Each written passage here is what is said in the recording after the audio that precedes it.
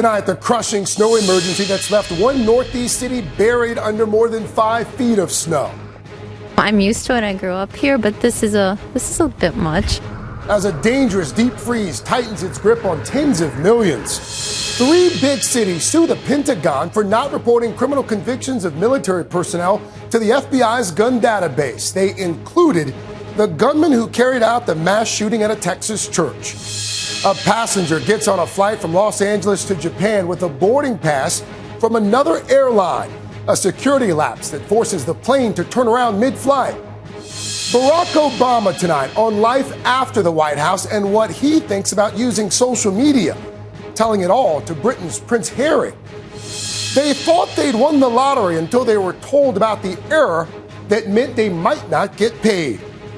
And a new view of what the office of the future might look like. With a keyboard and some goggles, you interact with holograms. This is NBC Nightly News with Lester Holt. Good evening, I'm Craig Melvin in for Lester. In late December, it's supposed to be cold, but tonight it's downright ridiculous. Now, the swath of sub-zero temperatures stretching across much of this country could even affect your New Year's Eve plans. In many areas, though, the story continues to be the relentless snow.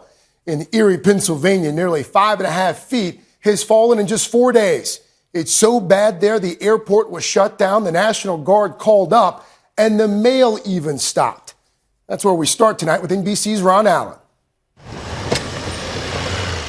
More snow fell on Erie, Pennsylvania again today.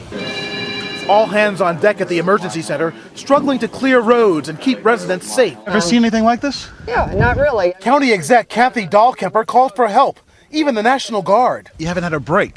We have not had a break since really Christmas Eve. Guard troops helped dig out this senior center. The exit's blocked by snow. Now, God forbid, in the event of an emergency and we actually had to evacuate, we could get out safely. Erie's had 65 inches of snow in just 4 days, 102 inches in December alone, what they usually get all winter.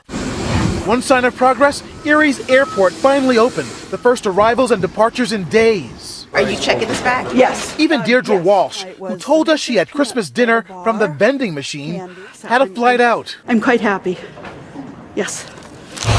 But the mail service is no match for the snow. Delivery to homes canceled. And just look at what's happening on the shores of Lake Erie, south of Buffalo. Frozen solid. Everything is coated in ice. Temperatures continue falling in the Midwest, and it's only getting worse. Today's real feel with the wind chill: Chicago, negative 21 degrees, Green Bay, Wisconsin, minus 22, and Duluth, Minnesota, 40 below zero. The big chill expected to last through the weekend, already putting New Year's Eve plans across the country on ice. In Colorado, the Red Rock celebration will move inside. And as the bitter cold moves into the Northeast, workers in Times Square spent the day barehanded in 20-degree weather. It's honestly brutal, but we gotta do layers of clothing, you know? Putting the finishing touches on the world-famous Crystal Ball, where come New Year's Eve, folks could experience frigid temperatures in the teens. And here in Erie, they may still be digging out for New Year's. There's just an awful lot of snow out here. Today, they optimistically lifted the state of emergency, but the forecast has another storm heading this way this weekend. Craig? Ron Allen for us there in the Erie. Ron, get inside, buddy. Turns out this stretch of bitter cold is going to be with us for a bit. Meteorologist Dylan Dreyer is here. How long are we talking about? Well, we're going to start off the new year with possibly even colder temperatures. So the chill is on. It's going to continue to pour in from the north. About 2/3 of the country saw temperatures below freezing this morning. And take a look at tomorrow morning. Air temperature in Green Bay, 12 below, but the wind chill, 21 below. St. Louis, 1 below for the wind chill. In Erie, it'll feel like 0 tomorrow morning with all that snow on the ground. Then we'll get a reinforcing shot of cold air going through the weekend. 1 is the actual air temperature Sunday morning in Chicago. Teens down through Little Rock, 20s down through Charlotte. In New York City, we'll start off the day in the low to mid-teens. And then at midnight on New Year's Eve, we are looking at the temperature in New York about 11 degrees. That is very cold for all the people outside enjoying that ball drop. And if we do hit 11, that will be one of the top 5 coldest New Year's Eves on record. So it is going to be pretty brutal, okay? All right, Dylan Jar. Dylan, thank you. A newly disclosed investigation by the Inspector General of the Justice Department has found big problems with how the department deals with sexual harassment complaints. NBC's Stephanie Gosk is here with details on this story. What do we know tonight? Good evening, Craig. Well, the Department of Justice has, in the words of its Inspector General, potential systemic issues with how it handles sexual harassment allegations. In a memo from May, first revealed by the Washington Post and later obtained by NBC News, the IG says that among the problems uncovered, inconsistent reporting of allegations, as well as inconsistent and sometimes lenient punishment. The Washington Post describes multiple incidents, including a veteran U.S. Marshal who had sex with 9 women in his office, initially lied about it and told the women to lie as well. He was eventually transferred. Tonight, a DOJ spokesperson says, in part, the department was disappointed with the issues that occurred in the Obama administration, has implemented additional safeguards and systems, and has convened a working group to look at the issues. Another example, Craig, of how every corner of our society is grappling with sexual harassment in the workplace. Indeed. Stephanie Goss, thank you. President Trump said this week that the new tax law, quote, essentially repeals Obamacare over time. Turns out the health law remains in effect. If you're confused, you're not the only one. Chief White House correspondent Hallie Jackson explains. A surprise stop at the West Palm Beach firehouse tonight, sparking the president's proud 2017 talk, emphasizing what his new tax law does to Barack Obama's health care law. It included the repeal of the individual mandate, which is a disaster. Now, President Trump's hoping for a health care push of his own, promising Democrats and Republicans will eventually come together and develop a great new health care plan.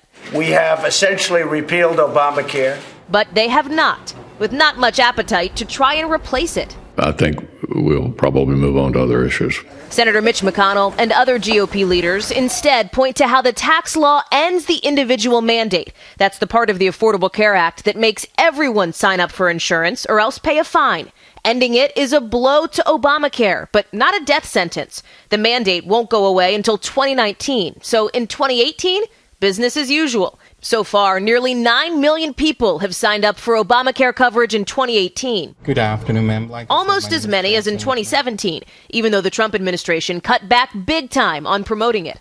The most important thing that's coming up for the Affordable Care Act is what insurance companies do. And I think a lot of them, may decide they just don't want to do this anymore. Senate leaders promised to help stabilize the insurance marketplace because Senator Susan Collins demanded it in exchange for her support for the tax plan. But there's no guarantee the House will keep a promise the Senate made first.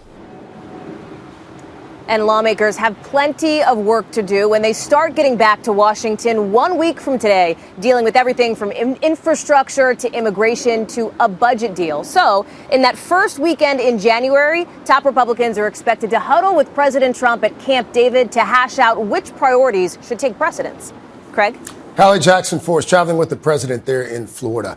An unusual lawsuit has been filed against the Pentagon. 3 big cities are suing because the military has failed for years to report crimes committed by military personnel to the FBI's gun check system. More tonight from our Pentagon correspondent, Hans Nichols.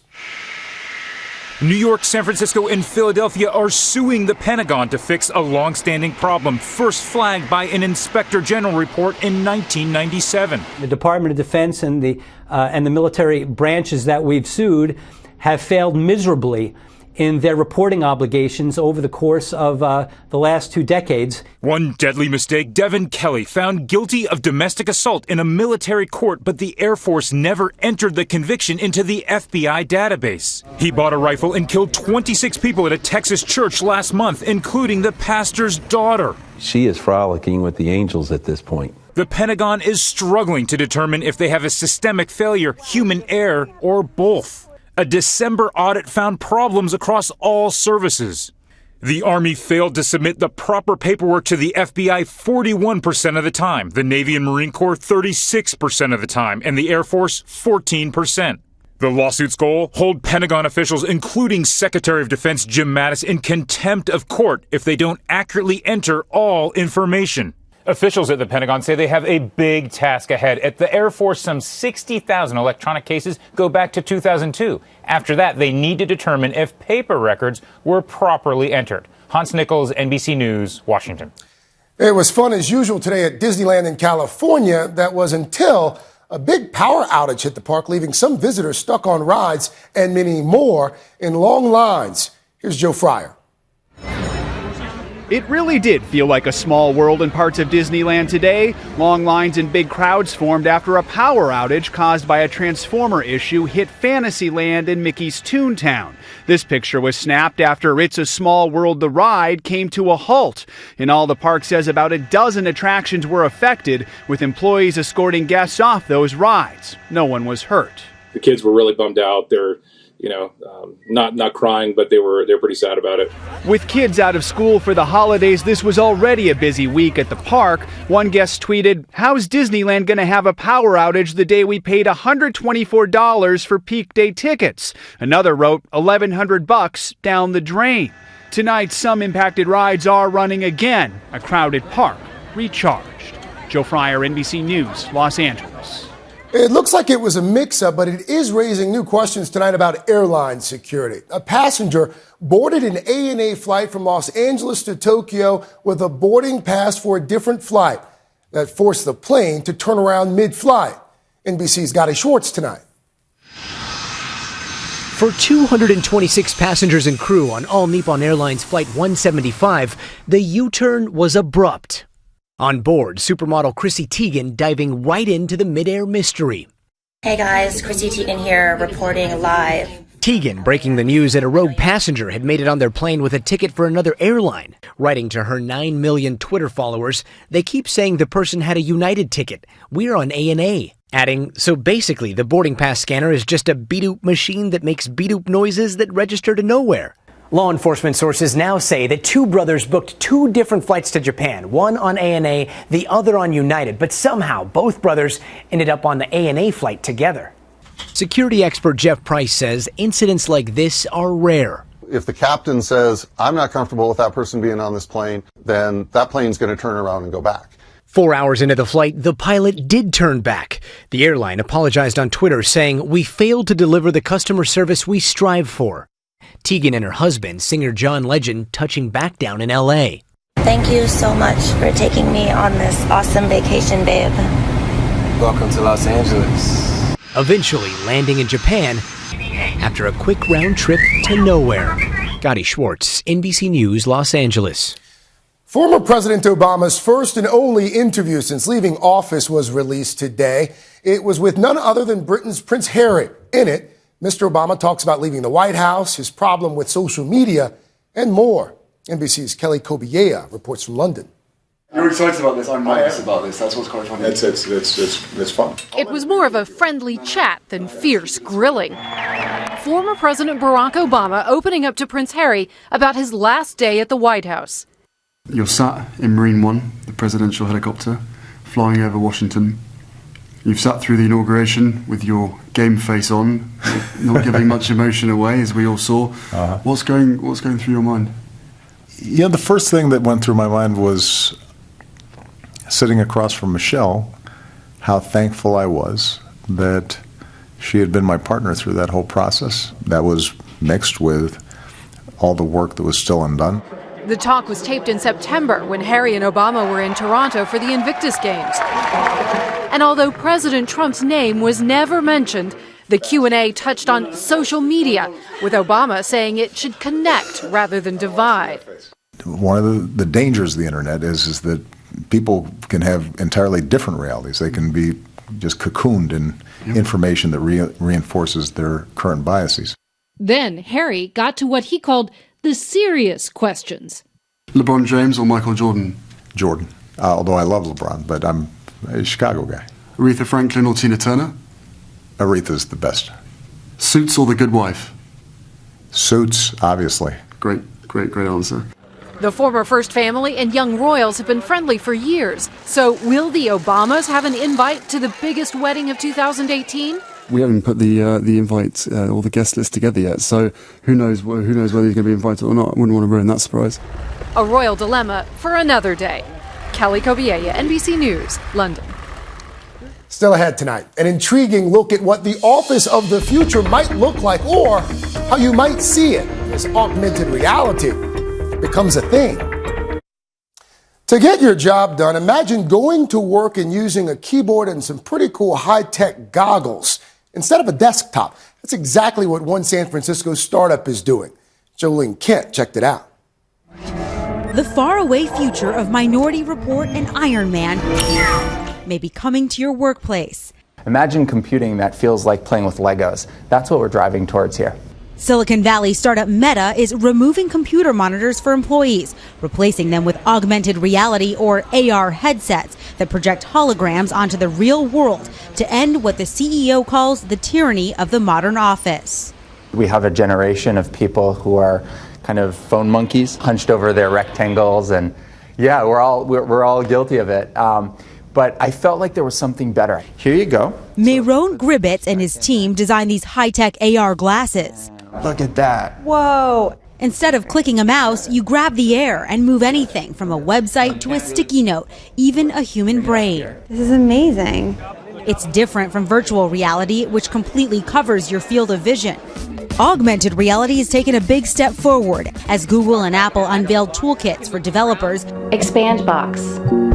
Meta is already working with Nike sneaker designers. The fact that Facebook and Google and Apple and Microsoft are all betting on augmented reality right now is huge.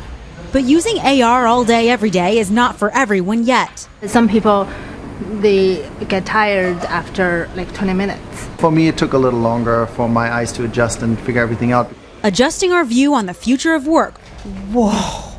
With no limits in sight. Jolene Kent, NBC News, San Mateo, California. Pretty cool, huh?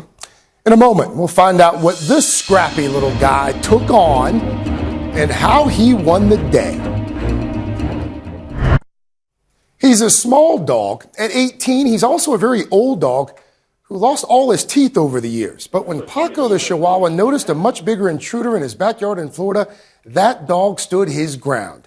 Actually, he ran toward the coyote, chasing the predator away. A video security system caught the whole thing. And his owner said Paco was a bit shaken up, but okay, and he learned that bravery from a pit bull that he used to live with. He's all upset. A lot of folks in South Carolina were excited, but now they're a bit miffed and confused. They're not sure whether they won the lottery the other night. Turns out there was a computer glitch. More winning tickets were generated than should have been. Katie Beck has those details. Discovering a winning lotto ticket on Christmas Day. When I got those tickets, I thought, woo, all my Christmas paid for, all my bills paid for, everything. Unfortunately, a fleeting moment. Winnings never came. One of many South Carolina gamers feeling lottery letdown after learning their winning ticket, some worth thousands of dollars. I've got about $10,000 worth of tickets in my hands. Was awarded by mistake, generated incorrectly by a computer glitch, and actually worthless.